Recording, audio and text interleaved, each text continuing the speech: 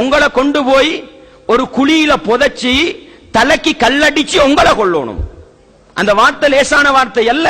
உங்களோட கற்புக்கு பழி சுமத்துறீங்க நீங்க. ஹராங்குட்டின் அர்த்தம் என்ன? ஹராத்துல பிறந்தவன் அர்த்தம். அப்ப உங்களுக்கு தான் நீங்க என்ன செய்றீங்க? டேமேஜ் ஏற்படுத்துறீங்க. அல்லாஹ்வுக்காக சொல்கிறேன். ரசூலுல்லாஹ் சொன்னாங்க, வலா ததுஉ அலா அவுலாதிக்கும், உங்களோட புள்ளகளுக்கு எதிரா துஆ கேட்காதீங்கன்னு சொன்னாங்க. உங்களோட புள்ள எவ்வளவு மோசமானவனாக இருக்கட்டும், உங்களுடைய பிள்ளைகள் எவ்வளவு மோசமான செயல்களை செய்யட்டும், அல்லாஹ்வுக்காக உங்களோட வாயால அந்த புள்ளைக்கு எதிரா துஆ கேட்காதீங்க. அந்த புள்ளைக்கு எதிரா பதுவா செய்யாதீங்க. அல்லாஹ்ட்ட கையேந்தி கேளுங்க, யா அல்லாஹ் என்ற புள்ள சொல் பேச்சு கேட்குது இல்ல, யா அல்லாஹ் என்ற புள்ளைய நல்ல புள்ளையாக ஆக்கு, என்ற புள்ளைக்கு நேரான வழியை காட்டு.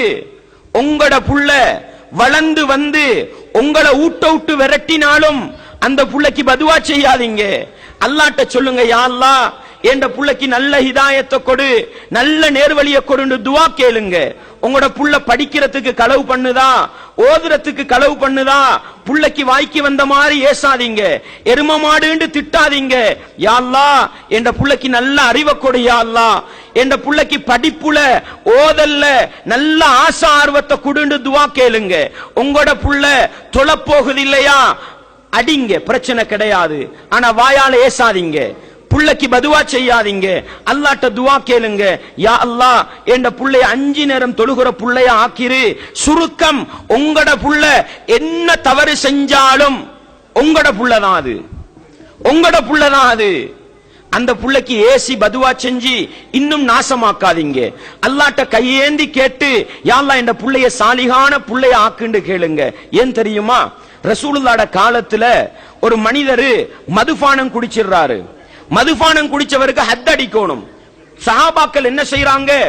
ஹத் அடிக்க வந்த நேரம் செருப்பால் அடிக்கிறாங்க, உடுப்ப முறுக்கி உடுப்பால் அடிக்கிறாங்க, கம்பால் அடிச்சாங்க, கையால அடிச்சாங்க. இதெல்லாம் ரசூலுல்லாஹ் பார்த்துக்கிட்டு இருந்தாங்க. செருப்பால அடிக்காதீங்கன்னு சொல்லல ரசூலுல்லாஹ். அடிக்கிறதெல்லாம் முடிஞ்சிட்டு அவர் தௌபா செஞ்சவரா திரும்பி போறாரு. ஒரு நபித்தோழர் சொன்னார், அஹ்ஸாக்கல்லாஹ், அல்லாஹ் உன்னை கேவலப்படுத்தட்டும்னு சொன்னாரு. எப்படி அடிச்சாங்க? செருப்பால அடிச்சாங்க, உடுப்ப முறுக்கி அடிச்சாங்க, கையால காலால அடிச்சாங்க. எல்லாம் பார்த்து கொண்டிருந்த ரசூலுல்லாஹ் அவர் ஒரு வார்த்தை சொன்னாரு பாருங்க, அல்லாஹ் உன்னை கேவலப்படுத்தட்டும். அதை சொல்லும் பொழுது ரசூலுல்லாஹ் சொன்னாங்க, அப்படி சொல்லாதீங்க, அப்படி சொல்லாதீங்க, அந்த மனிதனுக்கு எதிராக ஷைத்தானுக்கு உதவி பண்ணாதீங்க என்று சொன்னாங்க. அர்த்தம் என்ன தெரியுமா? நீங்க உங்களோட புள்ளைக்கு எதிராக துஆ செய்றீங்களா, உங்களோட புள்ளைக்கு பதுவா செய்றீங்களா, நீங்க ஷைத்தானுக்கு ஹெல்ப் பண்றீங்க. உங்களோட புள்ளைய நாசமா போன்னு சொன்னா அது நாசமா போகும், ஷைத்தாண்ட வழியில போகும். அல்லாஹ்வுக்காக சொல்கிறேன், உங்களுடைய பிள்ளைகள் செய்கிற தவறுகளுக்காக பிள்ளைகளை பதுவா செய்து பிள்ளைகளை ஏசி இன்னும் இன்னும் நாசப்படுத்தி விடாமல் உங்களோட வாழ்க்கையில துஆ கேளுங்க. ரசூலுல்லாஹ் அல்லாஹ் அல் குர்ஆன்ல நல்ல மனிதர்கள் கேட்கிற ஒரு துஆவை சொல்லி தருகிறான். கட்டாயம் ஒவ்வொரு பெற்றோரும் பாடமாக்கிக்கங்க.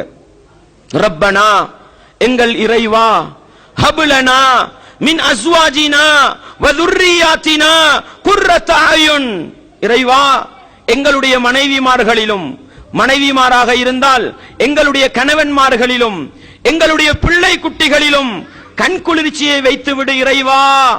வஜஅல்னா லில் முத்தகீன இமாமா, இறையச்சம் உள்ள மனிதர்களுக்கு வழிகாட்டிகளாக வைத்து விடு இறைவா. இந்த துஆவை கேளுங்க. ரப்பனா ஹப்லனா மின் அஸ்வாஜினா வ துர்ரியாத்தினா குர்ரத அயுன் வஜஅல்னா லில் முத்தகீன இமாமா. இந்த துஆவை மறந்துடாதீங்க. உங்களுக்காக, உங்களுடைய பிள்ளை குட்டிகளுக்காக அதிகம் துஆ கேளுங்க.